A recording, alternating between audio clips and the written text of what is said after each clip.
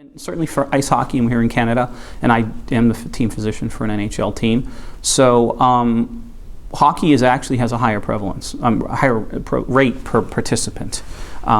These players, I mean, I played hockey to a pretty high level. I'm 6 feet, 200 pounds. I was an average ice hockey player in 1985. Today, the average hockey player is 6'2" and weighs 225 pounds and can skate 35 to 40 miles an hour. It's much faster. The game is much faster. So force equals mass times acceleration, and of course, they actually are more susceptible to sustaining concussion. So yeah, we definitely need to make sure that they're protected. Wrestling, we see wrestling. You know, I see concussions in everything. Wrestling. I saw 2 softball concussions, a baseball concussion this past. Lacrosse is really bad in Florida.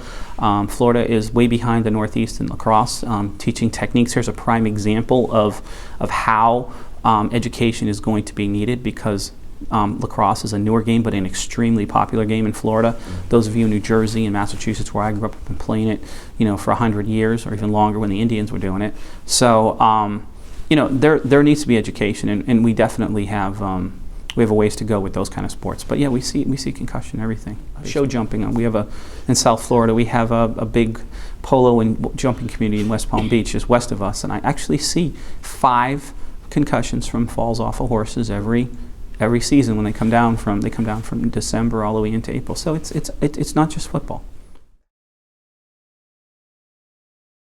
The military is far ahead of the sports world in concussion. I lectured last week. I actually did a lecture with Dr. Amalu and Dr. James Eklund, who is one of the pioneers in military head trauma, and some of the things they're doing. Even their protocols to evaluate these soldiers are far, far ahead of what we use.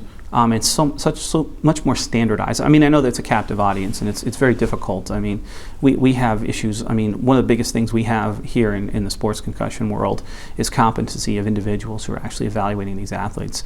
We have a number of, you know, concussion has become sexy.